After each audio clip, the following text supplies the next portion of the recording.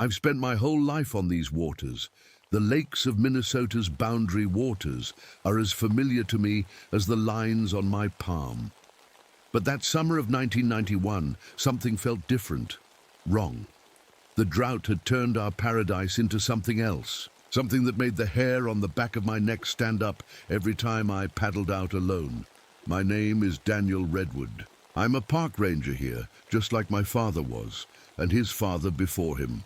Our people, the Ojibwe, have watched over these waters for generations. After serving as a Navy SEAL in Vietnam and the Gulf War, I came back home to continue that tradition. The military taught me discipline, but these lakes taught me everything else I know. That morning started like any other patrol. I loaded my canoe with supplies, strapped on my life vest, and grabbed my grandfather's old cedar paddle, the one with protective symbols carved into the handle. The sun was barely up, painting the sky in shades of orange and pink. But something was missing. The sounds. No loons calling across the water, no fish jumping, just silence. The drought had been going on for months, and the lakes were lower than I'd ever seen them. Islands that used to be underwater now poked up through the surface like giant turtle shells. Old tree stumps that had been hidden for decades now stood like wooden sentinels along the shoreline. But it wasn't just the way things looked, it was how they felt. "You're getting paranoid in your old age, Danny," my patrol partner Mac would have said if she was there. But she was back at headquarters, probably buried in her science reports. Mac's a biologist, smart as they come, and my best friend out here. She sees the world through microscopes and water samples. I see it through the stories my Aunt Lily told me about the old spirits that live in these waters. I paddled my canoe into a narrow channel between two islands, moving slowly to avoid the newly exposed rocks. That's when I saw the first sign that something wasn't right. The water ahead of me was moving in a perfect circle, like someone had dropped a giant stone in the middle of the lake, but there was no wind and no stone. I've seen whirlpools before, but this was different. The water was moving up, defying gravity, climbing the rocky shoreline like it had a mind of its own. I rubbed my eyes, thinking the early morning light was playing tricks on me, but when I looked again, the water was still creeping upward, leaving a dark, wet trail on the stones. My hand instinctively went to the small medicine pouch around my neck, another gift from Aunt Lily. Inside were sacred items meant to protect me from things that most people don't believe in. Right then, I was glad to have it. Back at Ranger headquarters that afternoon, everyone was talking about the drought. Water levels down 15 feet in some places. Tourism up as people came to see the transformed landscape. But nobody mentioned anything about water moving the wrong way or the unnatural silence that seemed to be spreading across the lakes. That's when Dr. William Northcutt and his research team showed up. They came with fancy equipment and government grants, talking about thermal anomalies and unprecedented water behavior.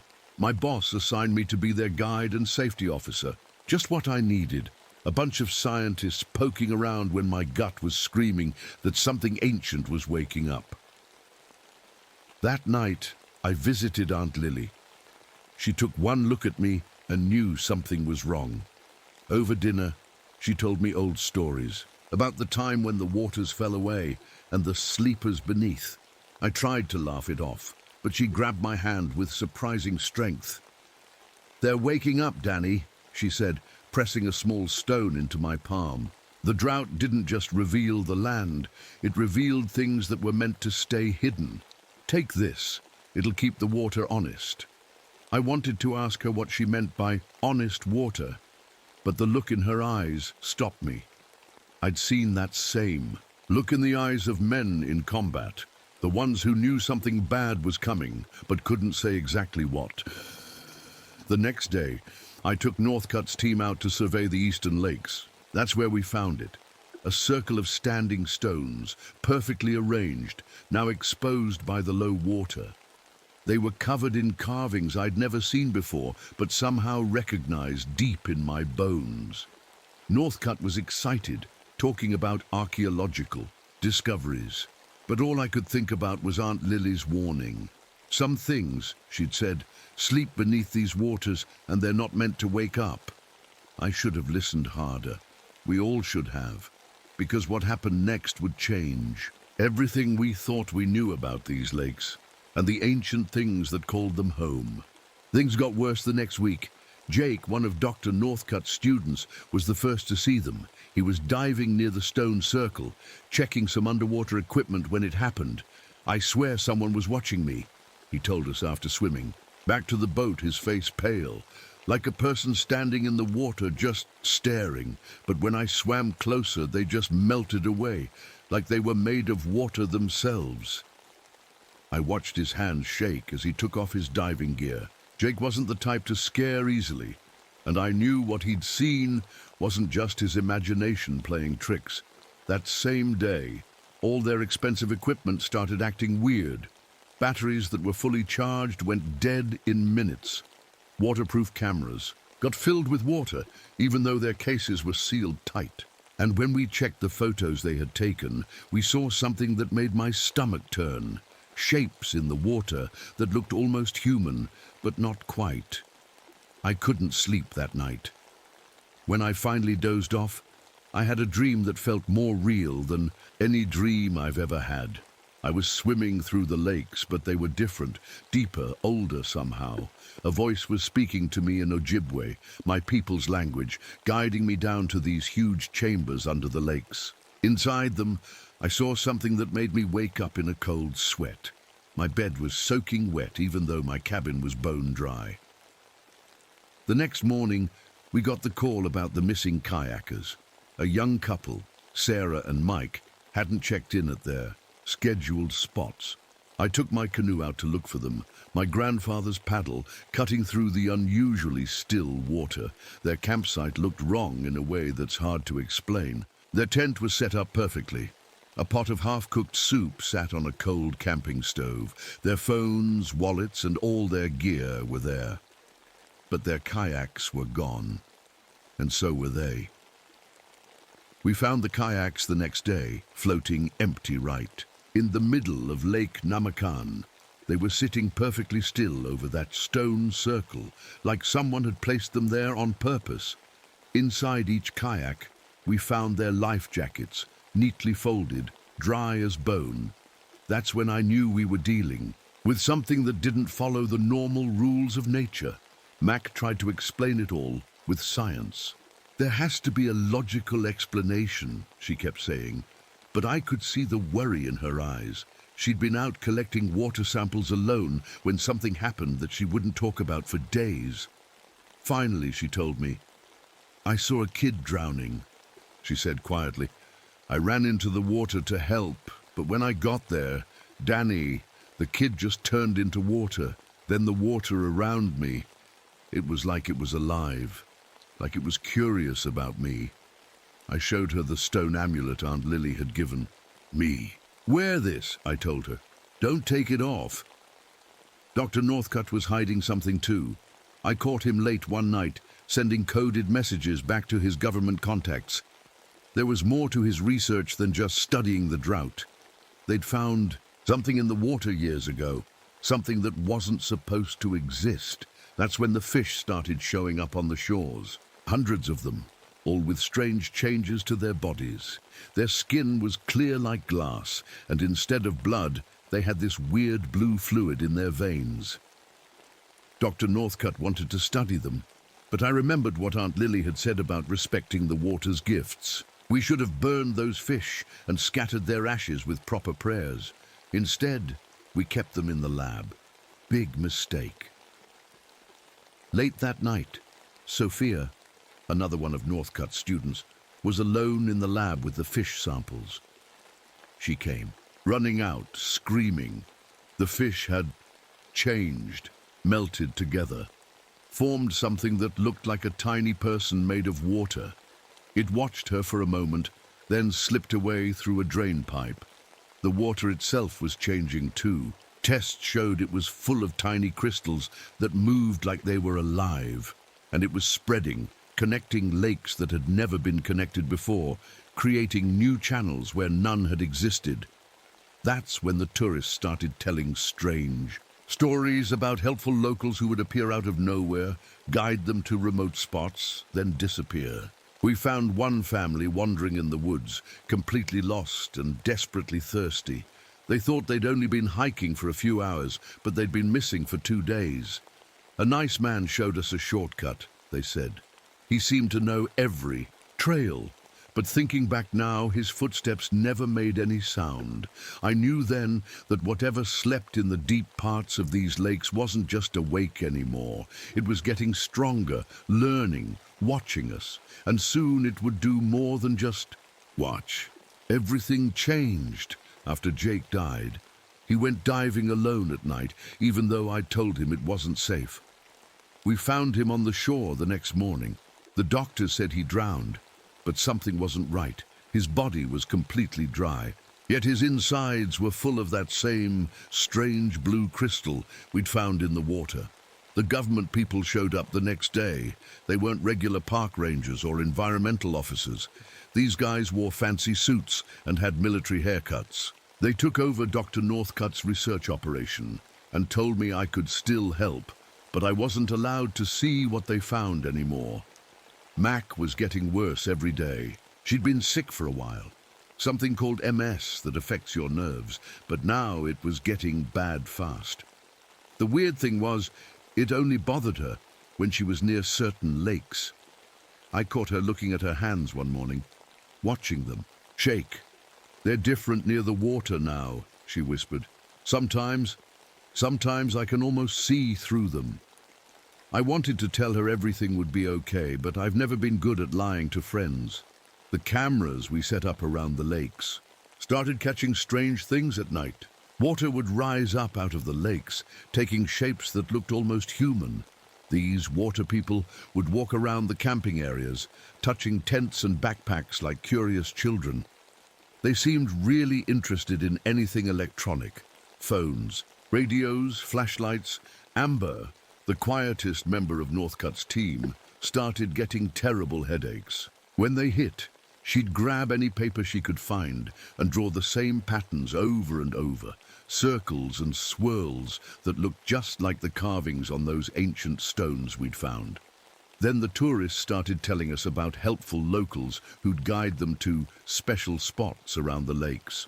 But these guides weren't real people. A family from Chicago told us their guide walked straight into the lake and disappeared. When we found them, they were so thirsty they could barely talk, but they couldn't remember how long they'd been out. There, one night during a big thunderstorm, lightning hit near that stone circle in Lake Namakan.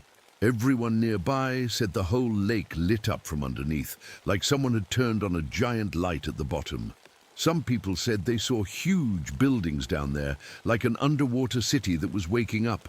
The government sent in special divers with fancy equipment to check it out. 3 went down, only 1 came back up. And what happened to him? I still have nightmares about it. He walked out of the lake like a puppet with tangled strings. When he fell down, his diving suit was full of that blue crystal water instead of a person. I went to see Aunt Lily that night. She was really sick by then, having the same problems as Mac. Before they took her to the hospital, she grabbed my arm hard. "Listen carefully, Danny," she said. "They're studying us, learning about us. Soon they'll remember how to hunt us.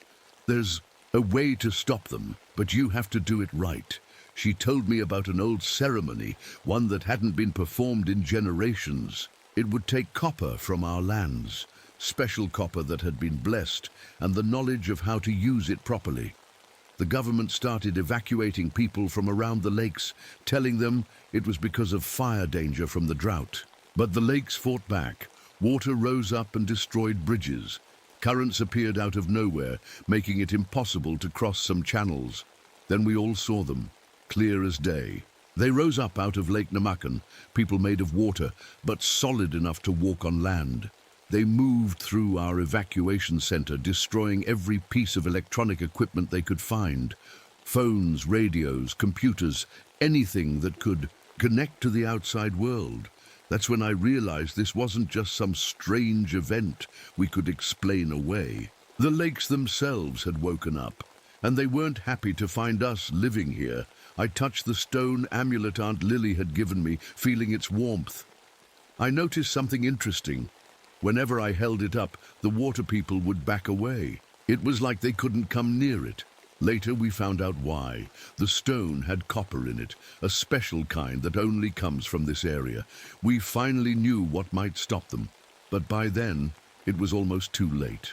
They weren't just defending their territory anymore, they were getting ready to take it back. The military showed up with tanks and helicopters, like they were going to fight a regular war. I tried to tell them it wouldn't work. You can't shoot water. It just comes back together, but they didn't listen. Their first attack was a disaster. The bullets went right through the water people like they were shooting at a waterfall. Then the water people showed us what they could really do.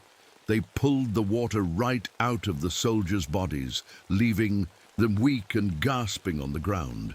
We got lucky, they let them live. It was like they were sending us a message. This is what we can do. Be careful. I kept thinking about my amulet, how the water people wouldn't come near it. Dr. Northcutt tested it in his lab and found out it wasn't just any copper. It had something special about it, something that gave off a kind of energy that pushed the water people away. That's when Dr. Northcutt finally told us the truth. His team hadn't come here because of the drought. They'd found these things 3 years ago when they were testing new underwater equipment. The sound waves from their machines had disturbed the water people's sleep. The drought just made things worse by uncovering their home. Mac got so sick she couldn't leave the water anymore. Her skin was starting to look like glass in some places, just like those fish we'd found, but her mind was still sharp. She could talk to the water people somehow, not with words, but with feelings and pictures. They're all connected, Danny, she told me one day, her voice sounding like water running over rocks. Every one of them is part of something bigger, something ancient that lives deep under Lake Namakan. What we're seeing are just like its fingers and toes. The real thing is down there, sleeping, dreaming. I brought together elders from different tribes who knew the old stories. Each of them had a piece of the puzzle. How our ancestors had dealt with the water people before. How they'd used blessed copper and special ceremonies to make peace with them. Northcutt's team built machines that copied what my amulet did, creating safe zones where the water people couldn't go. The military wanted to use explosives to destroy the water people's home deep under the lake. But the elders warned us. If we did that, we'd just set them free to spread through every lake and river in the country. That's when Amber, who could sense things others couldn't, told us something important. She said the water people weren't evil, they were guardians. They'd been protecting these waters since before humans existed. To them, our roads and buildings and boats were like an invasion of their home. We had to find a way to make peace, but first we had to talk to them, really talk to them. Amber thought she knew how, but it would be dangerous. We'd have to go down to their main chamber, deep under the lake, where their leader slept. Mac volunteered to help. She was changing more every day, becoming something between human and water person. I can carry the copper down there, she said. They won't notice it if I'm the one holding it. Dr. Northcutt insisted on helping too. He felt guilty about waking them up in the first place. He had a small submarine that could take us down to the deep chamber. He knew it was probably a one-way trip, but he wanted to make things right. Night before we were going to try, I had a dream. I saw myself standing at the edge of Lake Namakan. The water was glowing from within, like it was full of stars. A voice that sounded like my Aunt Lily's whispered, "Remember, Danny, they're not the invaders, we are." When I woke up, I knew what we had to do. We couldn't fight them. We couldn't trap them. We had to learn to share the waters with them, just like our ancestors had done. But first, we had to survive going down into the darkness to meet them. Our plan was dangerous, but simple. While the military created a distraction around the lakes using their copper devices, Dr. Northcutt would take me and Amber down in his submarine to the deep chamber. Mac would swim alongside us, carrying blessed copper pieces to help protect us. The morning we went down was strangely quiet. The water was perfectly still, like glass. Even the birds seemed to be holding their breath. Before we left, I held my grandfather's paddle and said the prayers he taught me when I was young. The submarine creaked as we went deeper than I'd ever been before. Our lights showed things that shouldn't exist. Underwater buildings made of some strange material that looked both alive and not alive, like coral but different. Mac swam next to us, her nearly transparent body glowing slightly in our lights. That's when we saw them, hundreds of water people all around us, but they didn't attack, they just watched, floating like seaweed in a current. Mac told us later they were curious about us, wondering why we'd come down to their home. The main chamber was bigger than anything I'd ever seen. In the center was something that looked like a giant heart made of crystal pulsing with blue light, and inside it was a shape, something huge and ancient, half asleep but stirring. Amber grabbed my hand, her eyes wide. "It's trying to talk to us," she whispered. Through her, we could feel what it was saying. This wasn't just one creature. It was like a whole civilization dreaming together. They'd been here since the earth was young, protecting the waters, keeping them clean and healthy. Then humans came with their machines and chemicals, treating the waters like they owned them. Dr. Northcutt moved closer to place his copper devices, but something went wrong. The submarine's controls stopped working. Water started seeping in. The last thing I saw before he pushed us out the emergency hatch was his sad smile. He'd known this might happen. This was his way of making things right. As we floated there, surrounded by water people, I remembered what Aunt Lily said about the copper. It wasn't supposed to be a weapon. It was a tool for harmony, for balance. I took off my amulet and held it out, not to push them away, but as an offering. That's when Mac swam forward, her body now more water than human. She touched the crystal heart, and suddenly we could all feel it, centuries of memories, of watching. The lake's change, of growing anger at what humans were doing to the waters. But we also felt their deep love for this place, the same love my people had carried for generations. Amber spoke, her voice shaking. "They don't want us gone. They just want us to remember that the waters are alive, that they need protecting." Through Mac, we made a deal.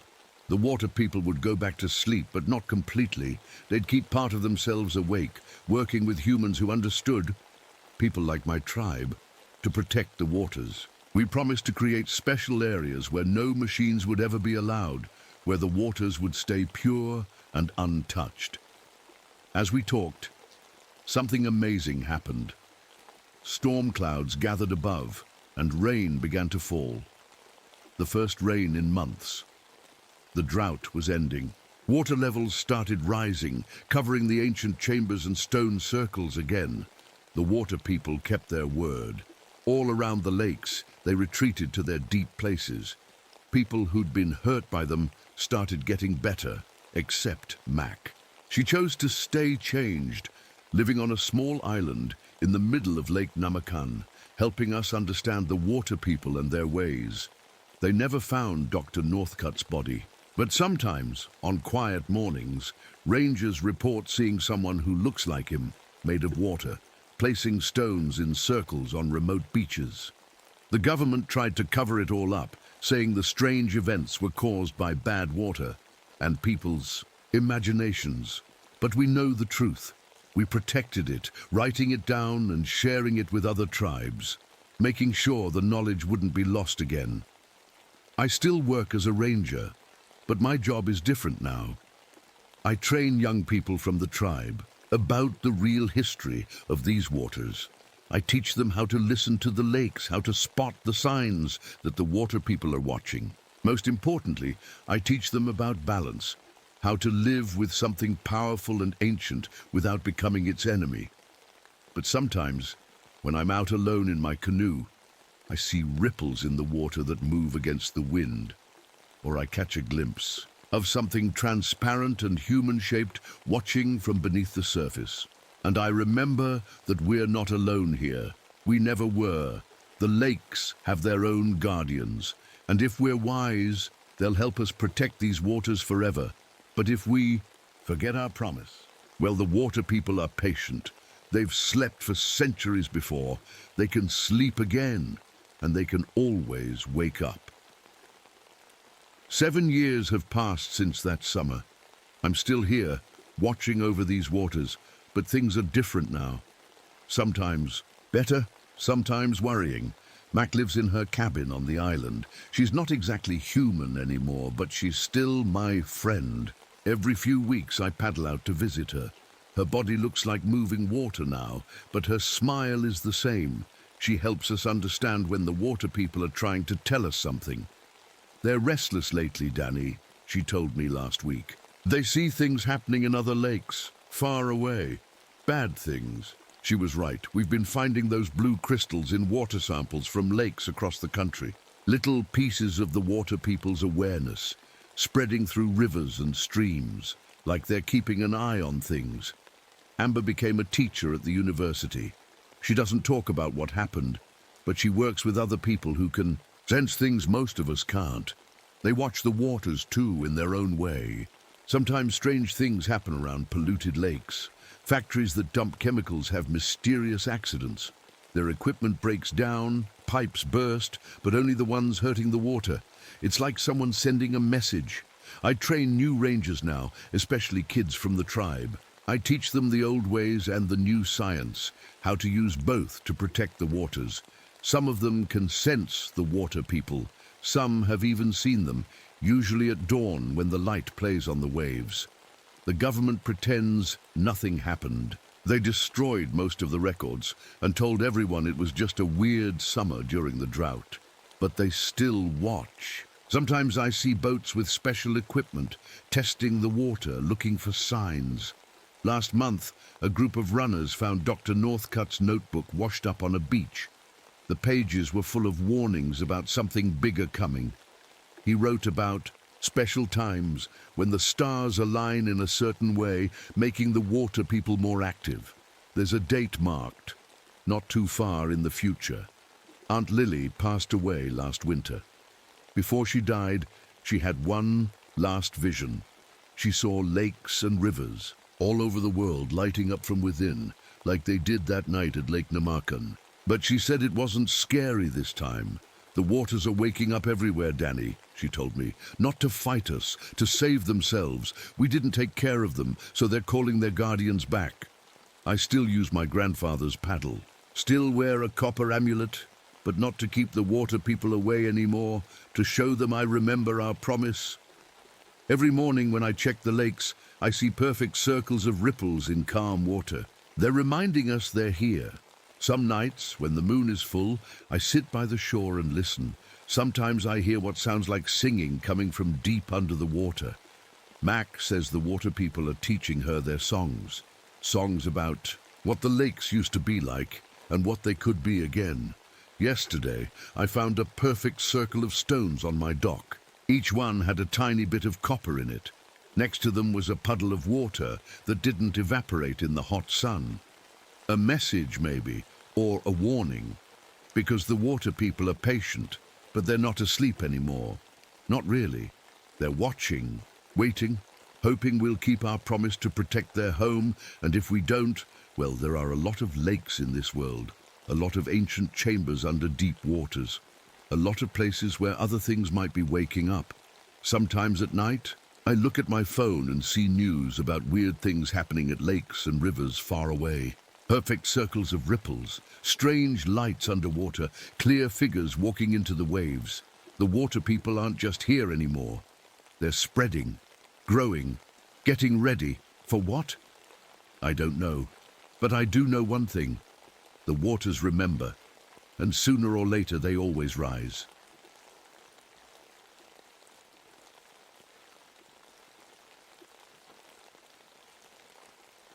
I've always loved autumn in the White Mountain forests, even though it sometimes makes me sad. The red and orange leaves are pretty, but they remind me of blood against the dark trees. Maybe that's just because of what I've seen here. My name is Eleanor Harrison. Most people call me Ellie, and I'm a park ranger. I've worked in these mountains for 15 years now, ever since my husband died here while climbing. Some people think it's strange that I stayed, but I couldn't leave. Something about these woods keeps pulling me back. This morning started like any other day on patrol. I walked along Hawthorne Ridge, checking on the tourists who come to see the fall colors. My silver-streaked hair was in its usual braid, and I carried my favorite walking stick, the one with all the little marks I carved to help me find my way. The scar on my left cheek was itching, like it always does when bad weather's coming. But something felt different today. Wrong. I kept catching movement out of the corner of my eye, but when I turned to look, nothing was there. Just leaves falling. In the cold wind, I checked my watch, my husband's old watch, which I always keep 10 minutes fast. It was habit, he taught me. Better to be early for trouble than late for rescue, he used to say. Looking at the date made my stomach turn. 7 years. It had been exactly 7 years since those hikers disappeared without a trace. Walking back to check on a campsite, I found something that made my skin crawl. The camp was empty, but food was still cooking on a small stove. Steam rising from a pot of half-cooked pasta, phones and wallets still in the tent. But the weirdest part was the footprints in the mud nearby. They looked almost human, but wrong. Too long, too deep, and spaced so far apart it seemed impossible for any normal person to make them. I've tracked all kinds of animals in these. Woods, bears, moose, even mountain lions. But these tracks, they were something else. Then the snow started falling. It shouldn't have been snowing. The sky was clear just minutes ago, and it was too warm for snow. But there it was, coming down in thick flakes around me, just in one small area, like someone had cut a hole in the clouds right above Blackwater Valley. My radio crackled with static. Through the noise, I heard what sounded like whispers. Not the usual interference. These sounds were almost like words, but in a voice that made my fingers go cold.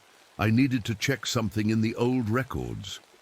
Back at the ranger station, I pulled out the dusty files nobody else ever looks at. 1976, 1969, 1962, 1955. Every 7 years, like clockwork, people had vanished in these woods. Always in the fall, always during the 11 days after the autumn equinox. Always when there was no moon. That's when I heard the new family checking in at the front desk. The Mitchells. Mom, Dad, 2 kids. They wanted to go camping in the backcountry, right where those tracks were. I tried to talk them into staying at the main campground instead.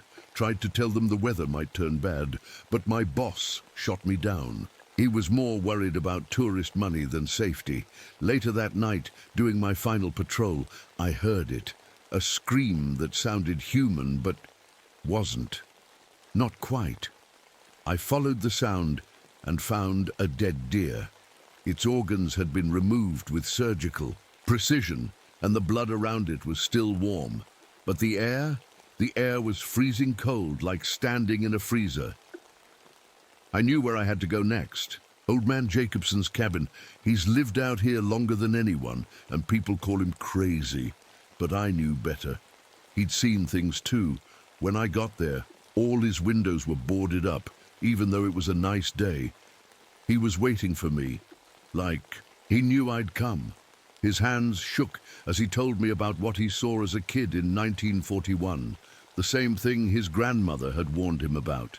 He showed me strange symbols carved into his doorframe, symbols he said would keep it out. That night, I had the dream. I was walking through snow-covered trees, following drops of blood in the moonless dark. The drops led me to a torn tent, the Mitchells' tent. I woke up gasping, my window covered in frost despite the warm night air. When my phone rang at dawn, I already knew what they'd say. 2 hikers were missing from Blackwater Valley. All we found were their backpacks hanging from a tree branch 20 feet up. Everything was still inside except their food. Something is hunting in my forest again, and I'm the only one who knows what's coming. The next morning, I watched the Mitchell family unload their minivan at the trailhead. They looked so normal, so happy. Ben, the dad, was checking their hiking gear one last time. Lydia, the mom, was putting sunscreen on 10-year-old Amy's nose, while 15-year-old Trevor rolled his eyes at his phone, probably wishing he was anywhere else. I couldn't shake the feeling in my stomach. The same feeling I used to get during search and rescue, right before things went bad. "Perfect weather for camping," Ben said cheerfully when I walked over. I nodded, but I was looking at the clouds gathering over Blackwater Valley. They were moving wrong, swirling in a way clouds shouldn't. That's when Marcus Williams, our new ranger from Yellowstone, came jogging up. Young guy, maybe 28, with all the latest hiking gear still shiny and new. "Ellie, we've got another missing hiker report," he said, not bothering to lower his voice. "Third one this week." I saw Lydia's head snap up, worry crossing her face. I pulled Marcus aside, probably a little rougher than I needed to. "Sorry about that," I told the Mitchells. "Just a lost phone, I'm sure. Happens all the time." The lie felt heavy in my mouth, but better than telling them the truth. Back at the ranger station, I tried to focus on paperwork, but my mind kept drifting to those strange tracks I'd found. Dr. Catherine Reynolds, our wildlife biologist, was studying them in her makeshift lab. She's one of the smartest people I know, but even she looked puzzled. "These prints," she said, pushing her glasses up. "The stride length is impossible for any known animal. And look at this." She pointed to some strange crystal-like frost around the edges. "It's not melting, even though it's 70 degrees in here." The radio crackled. Marcus's voice came through, broken by static. "Anyone? Weird sounds. By the old logging ruins. Coming to check." I grabbed my gear before he finished talking. "Marcus, wait for backup." But there was only static. We found his ranger truck parked by the ruins 20 minutes later. The temperature had dropped at least 30 degrees, even though it was mid-afternoon. Dr. Reynolds shivered next to me as we called Marcus's name. "That's when we heard it," Marcus calling back. But his voice came from 3 different directions. "At once. That's not possible," Dr. Reynolds whispered. The scientific certainty in her voice was cracking. We found Marcus an hour later, huddled under an old timber pile. He was shivering despite the emergency blanket we wrapped him in, and he couldn't remember how he got there. But the worst part was the hungry way he kept looking at us, like we were food. Back at the station, I checked the weather radar. The storm over Blackwater Valley wasn't showing up, even though I could see it right outside my window. The clouds had turned a sickly green color I'd never seen before. My phone rang. It was Lydia Mitchell, Miss Harrison. Her voice was shaking. Something's wrong. Our food keeps disappearing, but we haven't eaten it. And last night we all heard voices. They sounded just like us, calling from the woods. Even Amy's voice. But she was right next to me in the tent. I grabbed my emergency pack. "Stay in your tent. Keep Amy and Trevor close. I'm on my way." But as I stepped outside, the storm hit. Not normal rain, but snow. Heavy, thick snow that shouldn't be possible in fall. The wind picked up so fast it nearly knocked me down. Through the swirling white, I saw a figure standing at the edge of the woods. Tall, impossibly tall. Its skin was grey and stretched too tight over its bones. When it turned to look at me, its eyes glowed like blue fire. I blinked, and it was gone. But I could hear it moving through the trees, heading toward the Mitchells' campsite. And somewhere in the distance I heard Marcus's voice laughing in a way that didn't sound human anymore. The storm was here. And it was bringing something hungry with it. The snow was falling so thick I could barely see 10 feet ahead. My flashlight beam just bounced back at me, like the storm was made of tiny mirrors. I had to get to the Mitchell family's campsite. But every tree looked the same in the whiteness. My radio wasn't working anymore. just spitting out that weird, whispering static. The only sound was the wind and my boots crunching in the impossible snow. That's when I heard Amy's voice. "Help! Is anyone there?" It sounded just like her, but something in my gut told me not to call back. I'd learned to trust that feeling over the years. Then I heard it again, from a completely different direction. "Help! Is anyone there?" Exactly the same, like a recording being played back. Marcus was suddenly beside me, appearing out of the snow so quickly I almost fell over. His ranger uniform was covered in frost, and he was smiling in a way that made my skin crawl. "I can smell them," he said, but his voice wasn't his anymore. It was deeper, hungrier. The family, they're close, so warm, so fresh. I pointed my flashlight at him. His eyes reflected back blue, like an animal's. But no animal I'd ever seen had eyes that glowed that color. "Marcus," I said calmly, reaching for the bear spray on my belt. "You need help. You're not yourself." He laughed, a sound like ice cracking. "I'm more myself than ever, Ellie. I'm finally awake, finally hungry." His arms stretched out toward me, longer than any arm should be able to stretch. I sprayed him full in the face with the bear spray. He screamed, not in pain, but in rage, and disappeared into the snow. My hands were shaking as I checked my husband's old watch. 9:47 p.m. The Mitchells had been out here for almost 12 hours now. I found their campsite 15 minutes later. Their blue tent was still standing, but the snow had nearly buried it. Ben Mitchell was outside, pacing in circles and muttering to himself. "Mr. Mitchell," I called softly. "It's Ranger Harrison." He spun around. His eyes looked normal, thank goodness, but his face was pale and sweaty despite the cold. "Something's out there," he said. "It keeps calling us, using our voices. Trevor went to check, but Trevor went out?" My heart sank. "When?" "Maybe an hour ago." "Lydia and Amy are sleeping. I didn't want to wake them." He swayed on his feet. I steadied him and looked in the tent. Lydia and Amy were huddled together, but they weren't sleeping. They were unconscious. The temperature in the tent was dropping fast. I could see their breath in the beam of my flashlight. "We need to get you all out of here now," I said. "Help me wake them up." That's when we heard Trevor screaming, a real scream this time, full of terror and pain. Ben ran toward the sound before I could stop him. "Trevor, hold on! Mr. Mitchell, wait!" But he was already swallowed by the storm. I was about to run after him when Dr. Reynolds appeared out of the snow, her glasses frosted over. "Ellie, thank God. The samples from those tracks, they're spreading, growing. Whatever it is, it's not just hunting, it's changing things." A long shadow fell over us. We both looked up. It was there, standing between two trees. The thing I'd seen earlier, but clearer now. 8, maybe 10 feet tall. Its grey skin was pulled so tight over its bones that it looked like a skeleton wrapped in wet paper. Black antlers curved out of its skull, and its eyes, those terrible blue eyes, stared right into mine. But the worst part was its smile. Because halfway through that smile, I realized it wasn't smiling at all. Its face was just stretched too wide, torn at the edges to show all its teeth. Lydia woke up then and screamed. The sound seemed to snap the creature out of its stillness. It moved toward us faster than anything that big should be able to move, grabbed Lydia and Amy, now awake and crying silently, and pushed them toward the trail. "Run! Back to the ranger station." Dr. Reynolds pulled out a flare gun. "I'll hold it off." "Catherine, don't."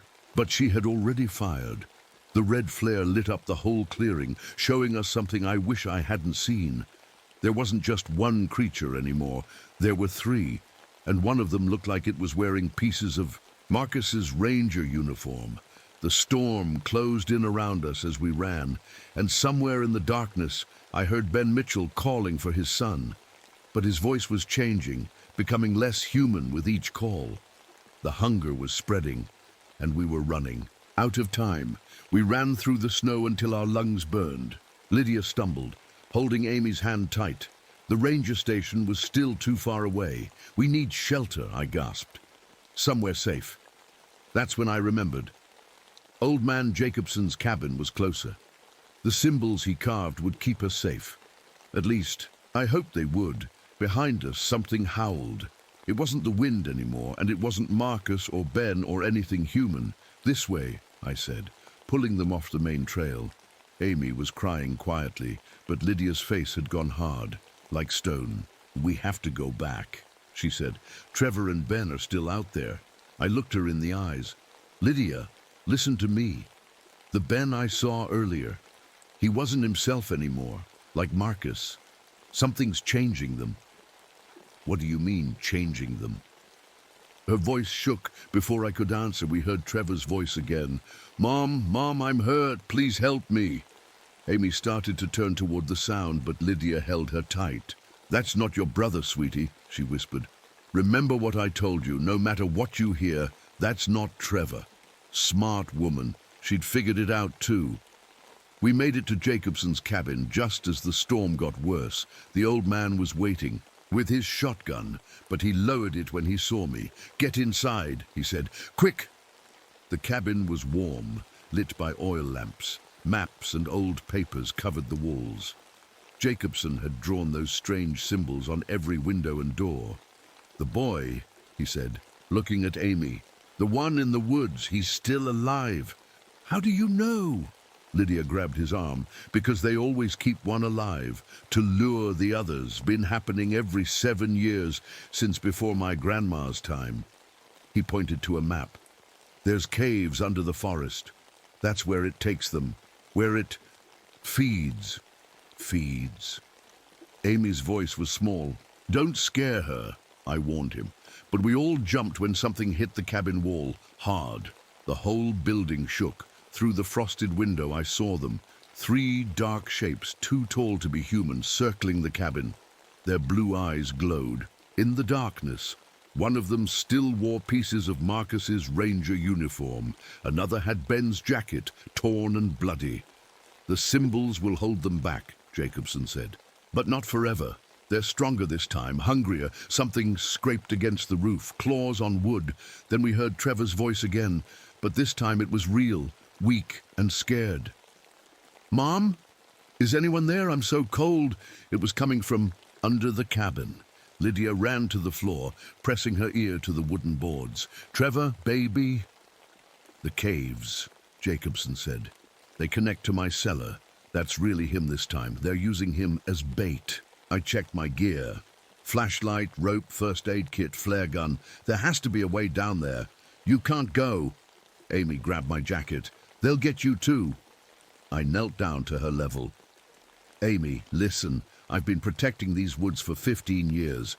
Ever since I lost someone I loved here. I couldn't save him, but maybe I can save your brother. Lydia stood up. I'm coming with you. No, I said firmly. Amy needs you. Stay here with Jacobson. The symbols will protect you. The cellar door's in the back, Jacobson said. He handed me an old piece of paper, my grandma's map of the caves, and this. He pressed something cold into my hand, a knife made of strange silvery metal. Family heirloom. She said it's the only thing that can hurt them for real. The cellar was pitch black. My flashlight beam showed rough stone steps leading down into the earth. The air smelled wrong, like old meat and something chemical, like hospital cleaning fluid. Trevor? I called softly. Help! His voice was weaker now. Please. I started down the steps. Behind me, Jacobson locked the cellar door. 2 hours, he said. That's how long the symbols will last in this storm. Hurry! The cave tunnel was narrow, barely wider than my shoulders. Water dripped somewhere in the darkness. My light caught something scratched into the wall. Dates, dozens of them. The oldest I could see was from 1899. Then I saw the footprints in the mud. Small ones, Trevor's sneakers. And beside them, those other tracks, the impossibly long ones. Both trails led deeper into the dark. I heard Trevor cry out again. Closer now. But I also heard something else. Breathing. Heavy, hungry breathing. Coming from somewhere in the darkness behind me. I turned around slowly, raising my light. The tunnel was empty. But on the wall, written in fresh blood, was a message. Hungry, so hungry. Join us, Ellie. It was written in Marcus's handwriting. I gripped Jacobson's silver knife tighter and kept going. Somewhere ahead, Trevor was still alive, and I was done letting this thing take people from my forest. But as I went deeper into the cave, I couldn't shake the feeling that I was being herded, like a sheep being led to slaughter. And somewhere far below, something was waiting. The cave tunnels went down and down. My flashlight beam showed more writing on the walls, old messages from people who'd been trapped here before. Some were just names and dates. Others were warnings. Don't trust the voices. It copies us. The hungry ones lie. I heard Trevor cough somewhere ahead. It echoed strangely in the tunnels, making it hard to tell which way to go. Trevor? I called softly. It's Ranger Harrison. Keep making noise so I can find you. Here. His voice was weak. I'm here, but something's wrong with me. I followed the sound until the tunnel opened into a bigger cave. The beam of my flashlight showed something that made my stomach turn. The walls were covered in strange, clear crystals that seemed to glow with a faint blue light, and hanging from the ceiling, oh God. I had to cover my mouth to keep from being sick. They looked like cocoons, but made of that same crystal stuff. And inside them were people. Some looked fresh, others were just bones. In one of them I saw Trevor. He was alive, but only partly wrapped in crystal. His eyes opened when my light hit his face. Help! He whispered. It's so cold. I rushed to him, pulling out Jacobson's knife. The crystal was hard but brittle. It cracked as I started cutting Trevor free. The others. Trevor's voice shook. Dad, he changed. His face, his arms got so long. I know, I said, trying to keep my voice calm. Just hold on. I'm getting you out of here. That's when I heard Dr. Reynolds' voice behind me. Ellie, I followed you down. The most amazing thing. I know what they are now. I spun around. Knife. Ready? Catherine stood in the tunnel entrance, her glasses reflecting the blue crystal light. She looked excited, like she'd made some great discovery. They're not just killing people, she said. They're making more of themselves, like a virus or a fungus spreading. The crystal structures, the cold spots, the way they can copy voices. It's all part of how they reproduce. Catherine, I said carefully, when did you start feeling hungry? She blinked, then smiled. Her teeth looked sharper than they should be. About an hour ago. Isn't it wonderful? I can feel myself changing, growing stronger. Soon I'll understand everything about them from the inside. She took a step forward. Her arms were too long now, nearly touching the ground. You should. Join us, Ellie. No more pain, no more losing people, just hunger. I backed away, keeping myself between her and Trevor. The real Catherine would never want this. The real Catherine was weak.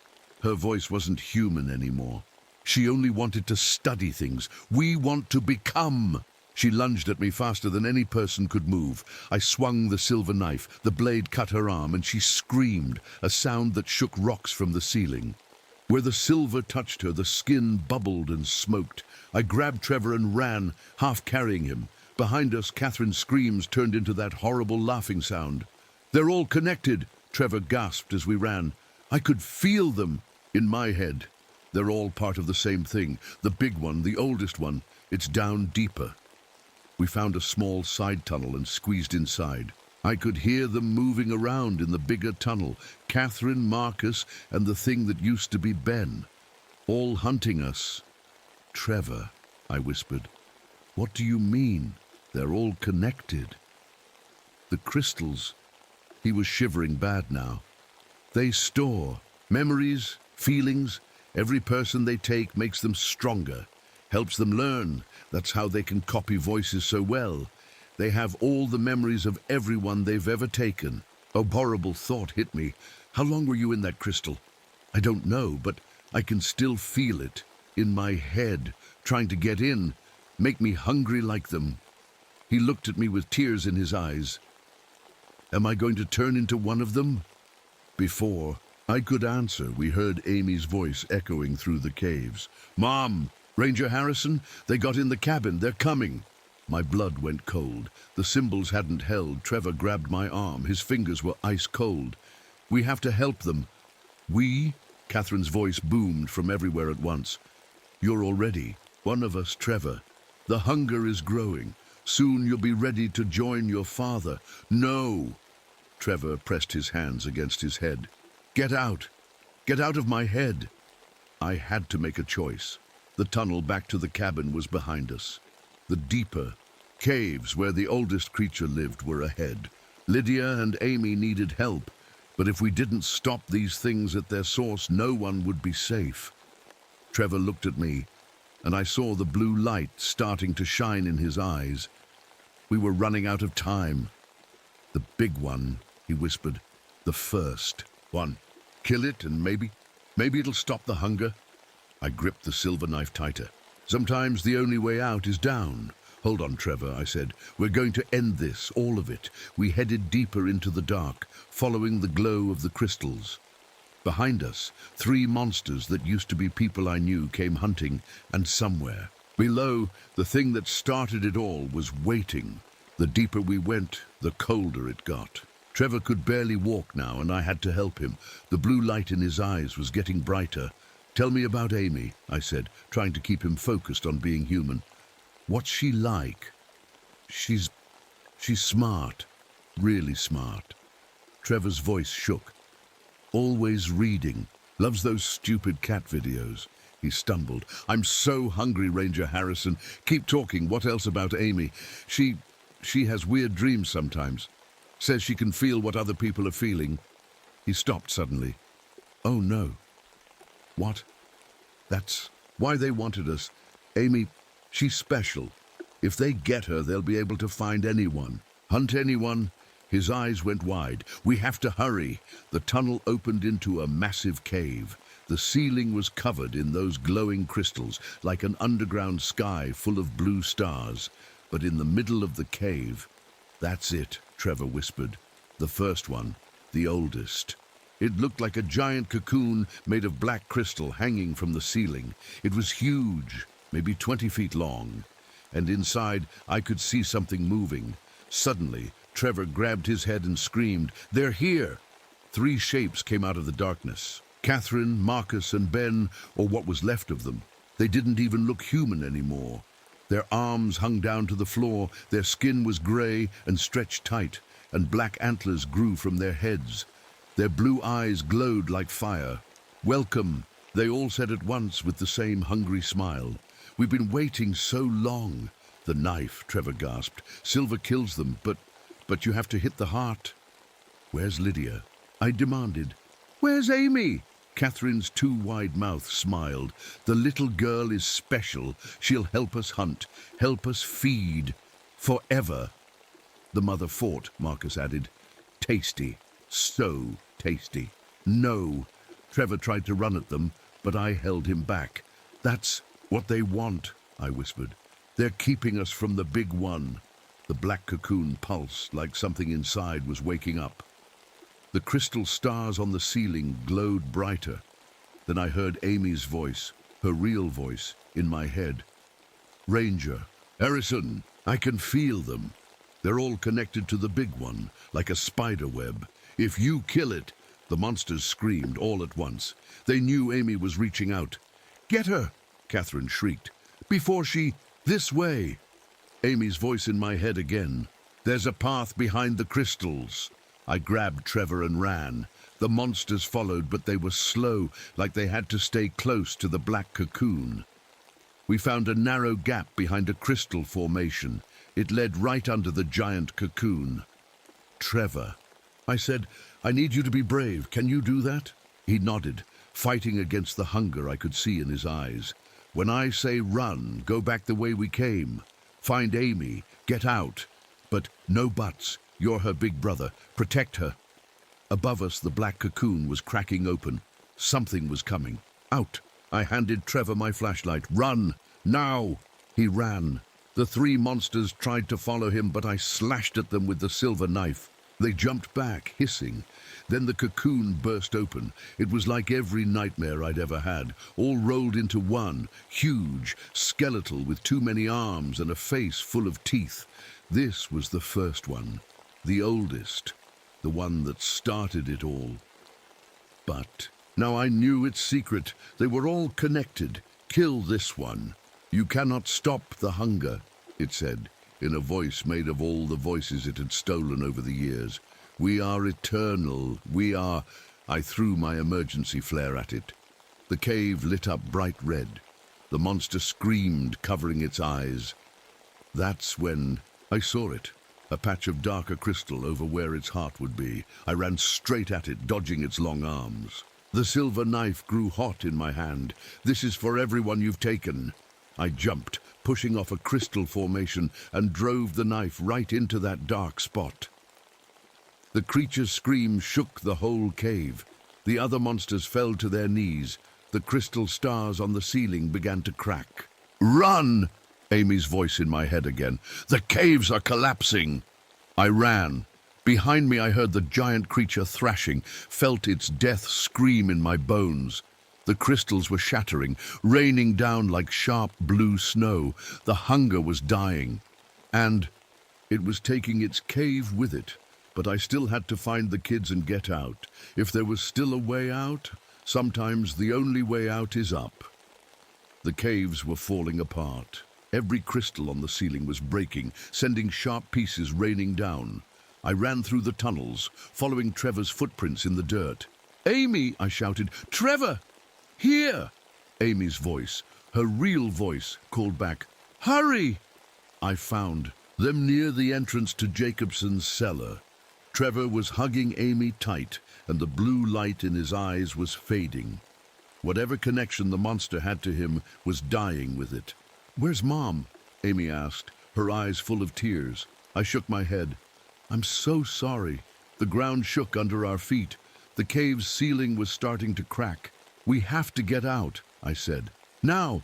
We ran up the cellar steps into Jacobson's cabin. The old man was gone. Probably taken by the creatures, too. Outside, the strange storm was finally breaking up. The first light of dawn was peeking through the clouds. We made it about 50 yards from the cabin when the ground collapsed. The whole area around the cabin sank down into the caves with a sound like thunder. All those tunnels, all those crystals, buried. Amy started crying for real then. Trevor hugged her, his own tears falling into her hair. I couldn't save them, he said. Mom, Dad, I couldn't. You saved your sister, I told him. You fought the hunger. That's what matters. We walked back to the ranger station as the sun came up. The weird snow was already melting. By the time we got there, you'd never know anything strange had happened, except for the huge sinkhole where Jacobson's cabin used to be. The next few days were hard. I had to tell a lot of lies to a lot of people. The official story was that a storm caused a natural cave-in. The missing people were listed as hiking accidents. No one wanted to believe the truth. They sent Trevor and Amy to live with their aunt in Boston. Before they left, Amy hugged me. It's not over, she whispered. I can still feel a little bit of it, deep down in the ground, sleeping. If it ever wakes up again, I promised, I'll be ready. Trevor looked better, no more blue light in his eyes. But sometimes when he thought no one was watching, I saw him staring at his hands like he was afraid they might start stretching. 6 months later, in spring, scientists came to study the sinkhole. They found strange crystals in the rocks, not like the glowing ones, but something new. Their tests showed the crystals had weird properties, like they could store energy or something. They got all excited about it. I wanted to warn them, tell them to leave it alone. But who would believe me? The forest is different now. The 7-year cycle of disappearances stopped. No more weird storms, no more strange tracks. But sometimes, late at night when I'm on patrol, I think I hear whispers in the wind. And every now and then, I find patches of frost in warm weather. I kept Jacobson's silver knife, added some new protective symbols to my walking stick. Started teaching the other rangers about the old stories just in case. Because Amy was right. Deep underground, something is sleeping. Maybe it's dreaming of hunger. Maybe it's changing, becoming something new. And maybe 7 years from now. But that's another story. For now, the forest is quiet. The tourists come and go, life goes on. I still keep my husband's watch 10 minutes fast. Still check the dates, watch the moon cycles. Still carry extra flashlight batteries, because sometimes the only way to fight monsters is to be ready for them. To remember they're real, even when everyone else forgets. And sometimes, on dark nights when there's no moon, I look out my window and wonder, are we really safe? Or are we just food that's being saved for later?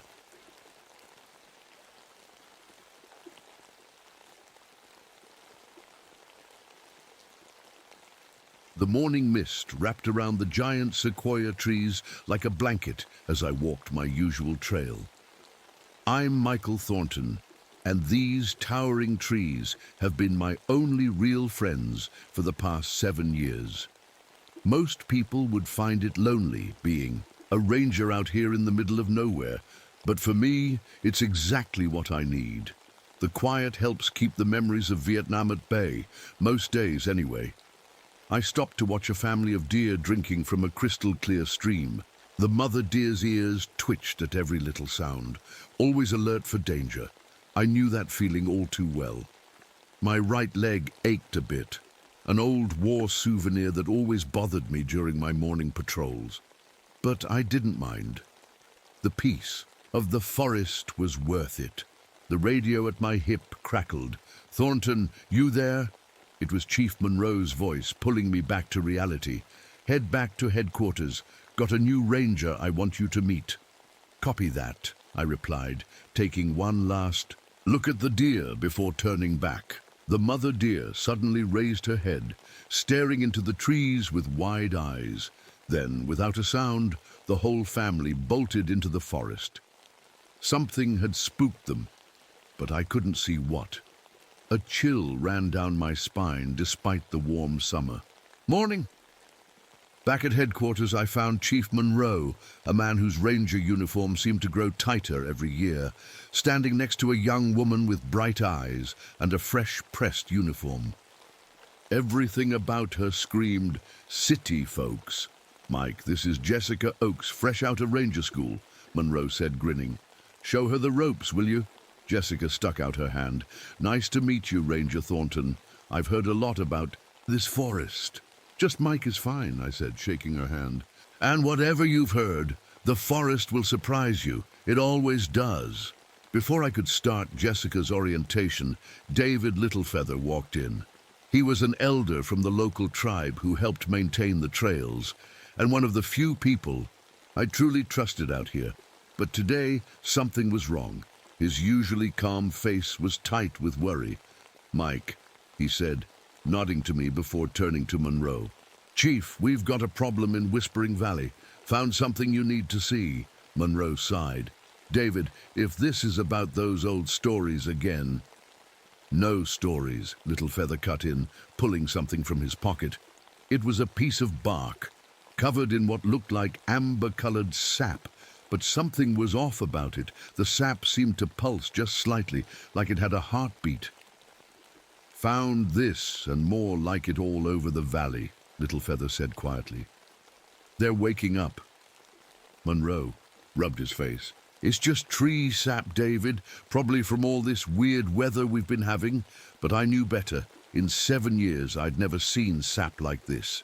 And the way Littlefeather's hands shook as he held it, this was a man who'd lived in these woods his entire life. If something scared him, we should all be scared. "I'll take Jessica on patrol," I said, stepping in before Monroe could dismiss Littlefeather completely. "We'll check it out." Later, as Jessica and I walked the trails, I could feel the forest was different. The birds were too quiet, the air too still. We stopped at Lookout Point for lunch, and that's when I finally told her about the history she wouldn't find in any training manual. "In 1876, I said, watching her reaction carefully, "there was a massacre here. Loggers killed 13 tribal guardians who were protecting the oldest part of the forest. The tribe says something changed in the forest after that. Like the trees themselves got angry. Jessica smiled politely. That's an interesting story, but she stopped mid-sentence. We both heard it, a child's laughter echoing through the trees. Following the sound, we found the Anderson family setting up camp near Sequoia Loop Trail. John and Diane Anderson were struggling with their tent, while their kids, Tyler and Emma, played nearby. "The tree people are so friendly here," Emma said, as we checked their permits. One of them waved to me. My blood ran cold. "What tree people, sweetie?" "Oh, you know how kids are," Diane laughed. "Such imaginations." But Emma's eyes were dead serious as she pointed to the forest. "The tall ones. They hide in the trees, but I saw them." The sun was setting as I walked back to my cabin. The fog rolled in thick and green, wrong for this time of year. My radio kept cutting out with strange static, and when I checked my window before bed, there it was, a streak of amber sap, pulsing faintly in the darkness. Something was very wrong in my forest, and I had a feeling the Andersons were going to be right in the middle of it. I woke up to someone pounding on my cabin door. The clock read 5:47 a.m., and the morning was still dark. Jessica stood on my porch, her face pale in my flashlight beam. "Tyler Anderson is missing," she said, her breath making clouds in the cold air. "He went to use the bathroom last night and never came back. His parents have been searching for hours." My stomach dropped. Did they hear anything? "Just someone calling his name," they said. They thought it was another camper. I grabbed my gear and emergency pack. 7 years as a ranger had taught me that every minute counts when someone goes missing in these woods. But something felt different this time. Wrong. At the Andersons' campsite, I found John and Diane holding each other while little Emma slept. In their tent, Diane's eyes were red from crying. "He knows better than to wander off," John kept saying. "We taught him all the safety rules." I knelt down to look at the ground around their tent. The dirt told a story. Tyler's sneaker prints, leading toward the bathroom trail, then suddenly turning off into the trees, like he'd stopped and changed direction completely. "Did Tyler say exactly what he heard?" I asked. Diane wiped her eyes. "He said someone was calling him. It sounded like me. But I was asleep in the tent." The hair on my neck stood up. I'd heard stories about things in the forest that could copy human voices. I'd never believed them until now. We organized search teams. Jessica and I took the North Trail with 2 volunteers, Bob and Mike, experienced hikers who knew these woods. The fog was thick, making it hard to see more than 20 feet ahead. That's when we found Tyler's baseball cap next to a trail I swear hadn't been there yesterday. It led straight toward Whispering Valley, the place Littlefeather had warned us about. "Look!" Bob pointed to something ahead. Through the fog, we saw a shape slumped against a tree. It was a backpacker who'd been reported missing 3 days ago, but something was terribly wrong. His body was sinking into the tree trunk. The bark had grown over his arms and legs, and that strange amber sap covered everything. I tried to radio for help, but all we got was static. Then the fog got thicker and I lost sight of the others. Their flashlight beams disappeared one by one. "Hello?" I heard Tyler's voice call through the mist. "Is someone there? I'm scared." But it wasn't Tyler's voice. Not really. The sound was wrong, like someone trying to play a recording underwater. It reminded me of Vietnam, where enemy soldiers would imitate wounded Americans to lure us into traps. "Jessica," I called out softly. "Bob, Mike, over here." It was Jessica's real voice. This time, I found her backed against a massive sequoia, her flashlight beam cutting through the fog. She was staring at something that made my blood freeze. A tree about 20 feet away wasn't a tree at all. It was moving, uncurling. The bark split open to reveal something tall and thin, with arms like branches and fingers that stretched out like roots. Where its face should have been, there were only two pinpricks of green light, like evil fireflies. "Don't move," I whispered to Jessica. But then we heard Tyler's real scream. Not the fake voice from before, but a child's genuine cry of terror. It came from deeper in the valley. The thing in front of us turned its head toward the sound.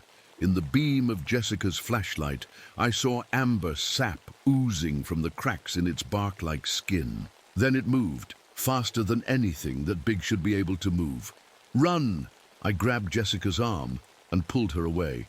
We crashed through the underbrush, branches whipping our faces. Behind us, we could hear wood creaking and splitting as more of those things emerged from the trees. We found Bob huddled in an old fire watchtower. Mike was missing. My leg was bleeding from a cut I didn't remember getting, a deep gash that oozed not just blood, but traces of that amber sap.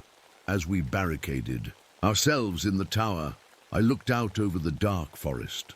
The fog had a strange green glow now, and in it I could see them. Dozens of tall figures moving between the trees, their branch-like fingers reaching out, searching. They were everywhere, and somewhere out there was Tyler Anderson, alone in the dark with those things. My wound throbbed, and when I looked at it again, the skin around the cut looked strange, almost like bark. "What are they?" Jessica whispered, her hands shaking as she helped bandage my leg. "I don't know," I said. "But I think this is what Little Feather was trying to warn us about. And I think they've been here, sleeping in these trees, for a very long time."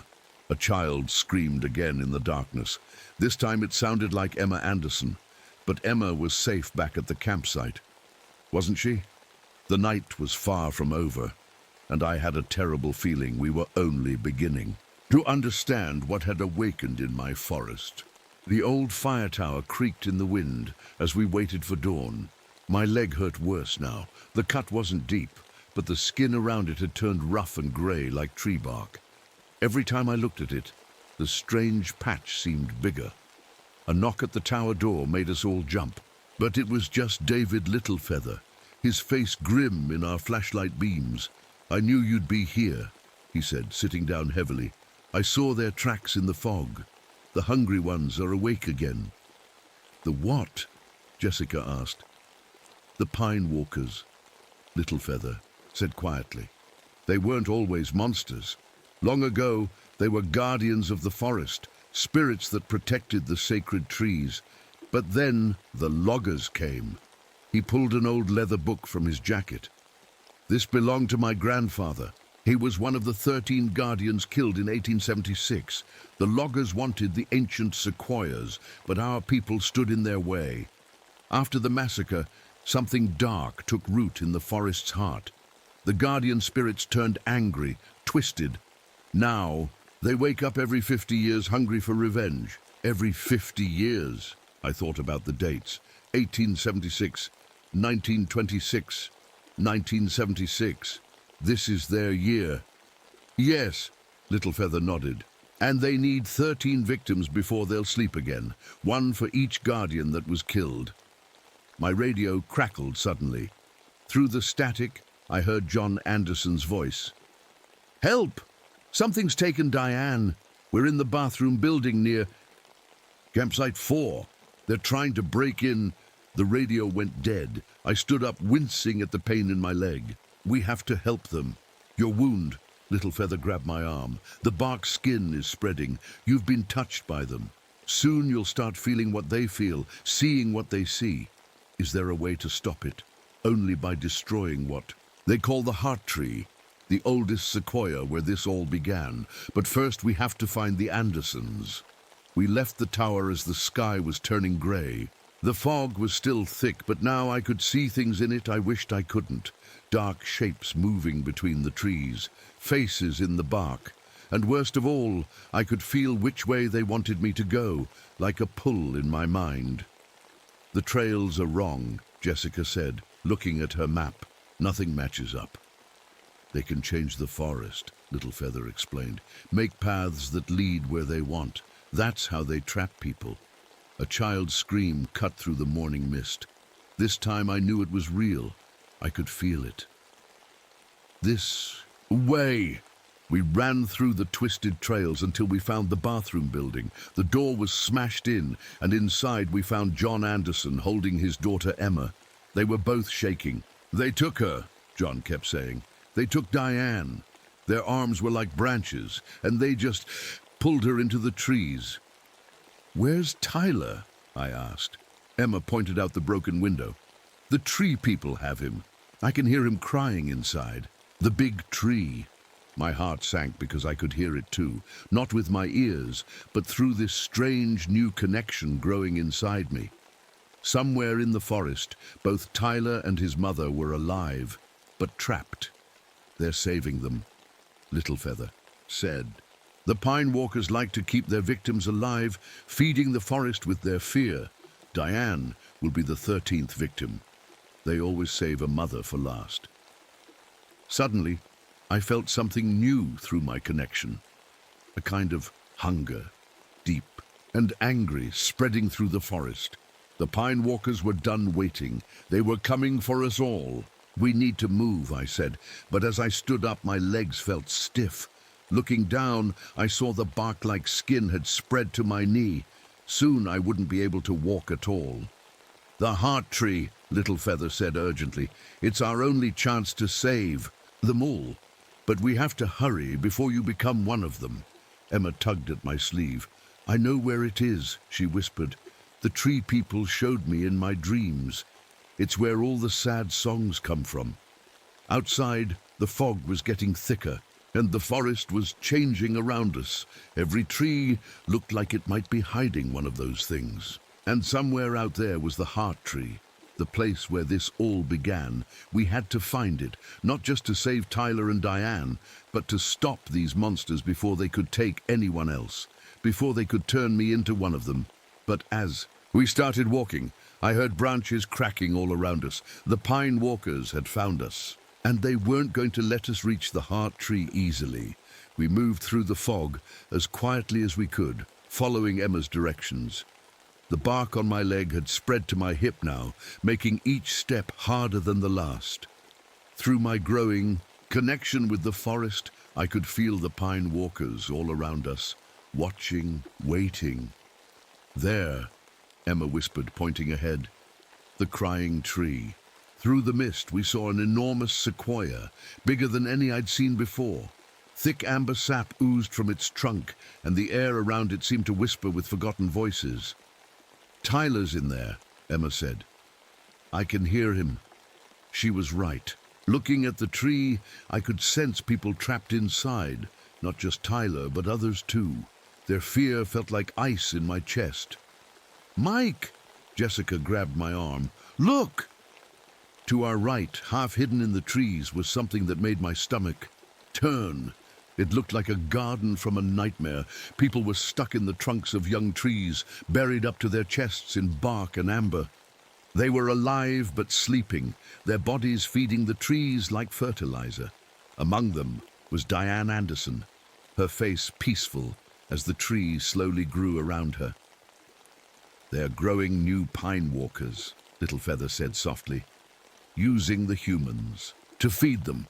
John Anderson started forward, but I held him back. "Wait, look at the ground." The earth around the trapped people was covered in Pine Walkers, lying flat like fallen logs. But they weren't logs, they were sleeping, guarding their victims. "How do we get past them?" Jessica asked. Before anyone could answer, we heard helicopters. Chief Monroe's voice came through my radio. "Thornton, anyone copy? We're starting evacuation of the campgrounds." The sound of the helicopters woke the Pine Walkers. They rose up like trees growing in fast motion, their branch fingers reaching for the sky. The helicopter noise was driving them crazy, just like it did to me sometimes, bringing back memories of Vietnam. "Run!" I shouted as the creatures charged. Toward us, we scattered. John grabbed Emma and ran one way with Jessica, while Littlefeather and I went another. The Pine Walkers split up to chase us both. My transformed leg made running hard, but it also let me sense where the creatures were. I led Littlefeather through the trees, dodging the Pine Walkers' grabbing hands. we found shelter in a hollow tree. Through my connection, I could feel the Pine Walkers' anger at the helicopters, their hunger for revenge. But I also felt something else, a different kind of presence in the forest. "There's another one," I whispered to Littlefeather, "different from the others. Not angry, just sad. One of the original guardians," he said. "Not all of them turned evil. Some just got trapped, forced to watch what their brothers and sisters became." A twig snapped nearby. We held our breath as a pine walker passed our hiding spot, but this one was smaller than the others, with blue lights for eyes instead of green. It turned to look right at us. I expected it to attack, but instead it made a gesture with its branch-like hand, beckoning us to follow. "Can we trust it?" I asked Littlefeather. "No choice," he said. "We need all the help we can get." We followed the blue-eyed pine walker through the forest. It led us toward the heart tree, showing us safe paths between its twisted brothers. Through my connection, I could feel its sadness, its wish to make things right. Finally, we reached a hidden entrance at the base of the heart tree. Inside was a hollow big enough to stand in, its walls coated with glowing amber, and suspended in the amber were the bodies of the original tribal guardians, their faces frozen in expressions of pain. "Their spirits are still aware," I said, feeling their presence. "They've been trapped here for 100 years, feeding the Pine Walkers' anger with their pain." "There's Tyler!" Littlefeather pointed to a fresh patch of amber. The boy was stuck to the wall, alive but barely conscious. I stepped forward to help him, but pain shot through my body. Looking down, I saw the bark had spread across my chest. "Now, soon I'd be like them, a creature of wood and rage." "Michael?" Emma's small voice came from behind us. She had followed us, somehow sneaking away from her father. "The tree people are coming, all of them." She was right. I could feel them surrounding the heart tree, drawn by our presence. We were trapped, but maybe that's what we needed to be. Maybe the only way to end this was from the inside. The heart tree hummed around us, its amber walls pulsing with an eerie light. Outside, we could hear the pine walkers coming closer, their wooden bodies creaking as they moved. "There's a way to stop this," Littlefeather said, pulling out his grandfather's book. "A ritual to cleanse the forest spirit, but it's dangerous." My whole left side was bark now, and I could barely move that arm.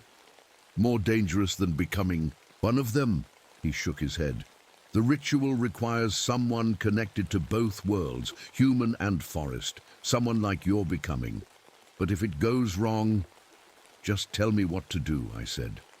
There wasn't time to worry about the risks. Emma tugged at my good arm. "I want to help," she said.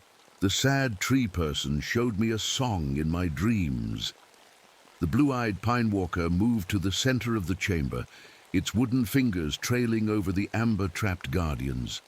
Through my connection, I felt its grief and its hope. Littlefeather started chanting in his native language, words that made the amber pulse brighter. I placed my bark-covered hand on the wall, and suddenly I could feel everything: the trapped guardian's pain, the pine walker's rage, the forest's deep sadness at what it had become. The other pine walkers were inside the tree now. Their green, eyes glowing in the darkness. They reached for us with their branch-like hands, but Emma started singing, a simple, childish tune that made them pause. "Keep singing," I whispered to her. The pine walkers were listening, remembering something long forgotten. I felt the bark spreading up my neck as Littlefeather continued the ritual. The pine walkers pressed closer, but they weren't attacking.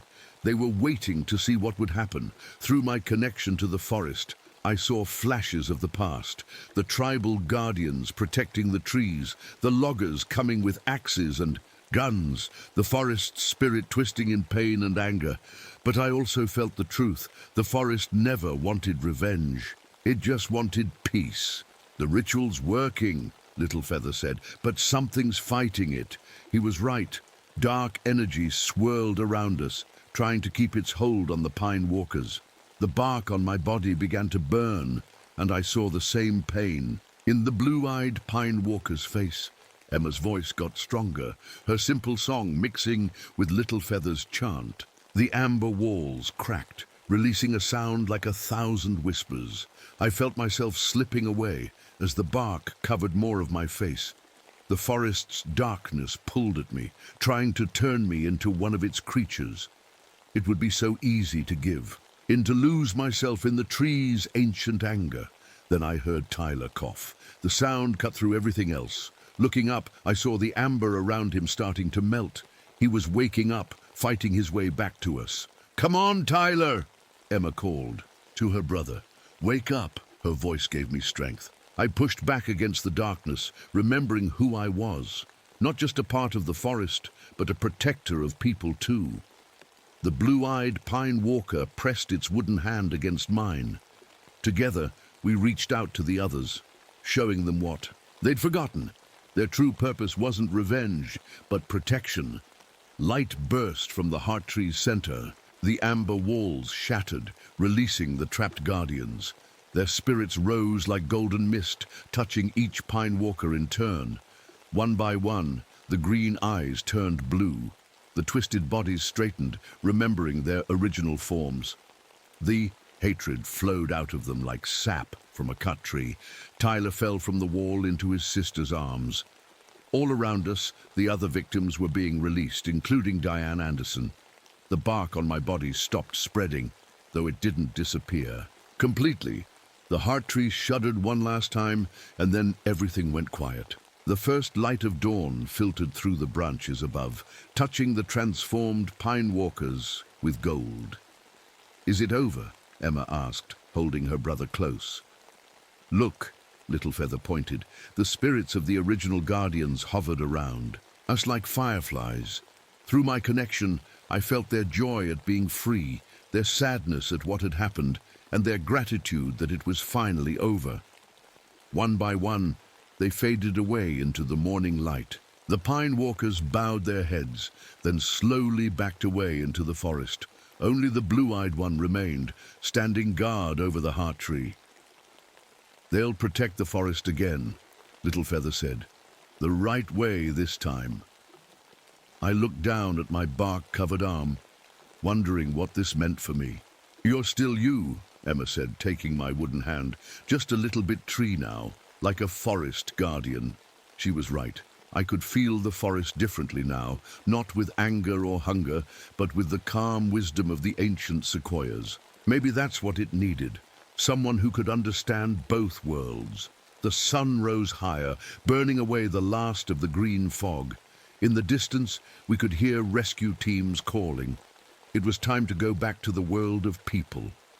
But the forest would never be quite the same, and neither would I. 1 year later, I stood at my usual spot on Sentinel Ridge, watching the morning fog roll through the sequoias. The bark on my left side never went away, but I'd gotten used to it. Sometimes it even helped me do my job better. I could sense when hikers were lost or when storms were coming. Chief Monroe retired after that night. The official report called it a combination of wildfires and toxic mushroom spores that made people see things. Nobody wanted to admit what really happened, and that was probably for the best. Jessica stayed on as a ranger. She understood now that some things in the forest couldn't be explained by science. These days, she always listens when I tell her. Something feels wrong in the trees. The pine walkers kept their promise. They became guardians again, watching over the forest without hurting anyone. Most people just see them as oddly shaped trees, but every once in a while, a child points to the woods and says they saw a tree wave to them. I visit David Littlefeather's grave every week. He died protecting the forest he loved, and the pine. Walkers marked his resting place with a circle of saplings that grew overnight. The blue-eyed one still stands guard there sometimes. Today, I had visitors. Diane and Emma Anderson came to leave flowers at the heart tree. Tyler wasn't with them. He still doesn't like the forest much, and no one can blame him. But Emma, she's different.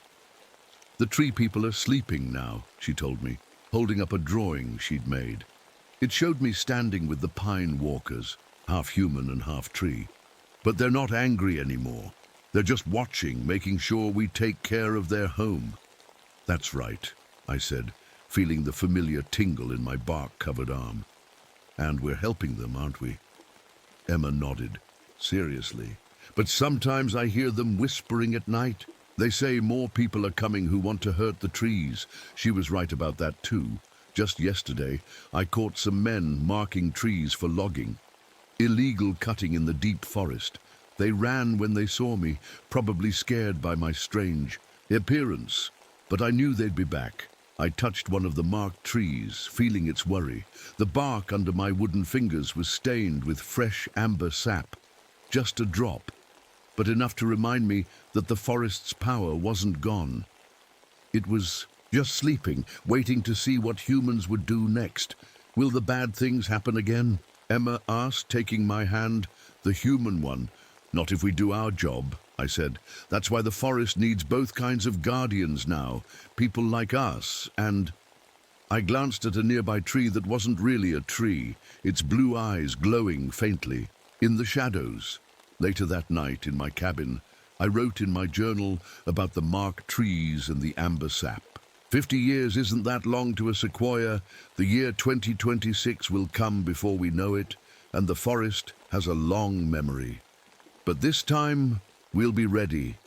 The Pine Walkers, Emma, Jessica, and me, we're all guardians now. And maybe that's what the forest needed all along, a bridge between two worlds and a reminder that not all humans are here to destroy. I looked out my window at the misty woods. Among the ancient sequoias, tall figures moved silently between the trees, their blue eyes watching over us all. In the distance, a child laughed, and the sound echoed through the branches like music. The forest's heart beats on, and we beat with it. Human and tree, guardian and friend, all part of something bigger than ourselves. All of us listening, waiting, protecting, all of us remembering that sometimes the most important stories are the ones that live in whispers, in the spaces between trees, in the soft fog of morning, and in the dreams of those wise enough to listen to what the forest has to say.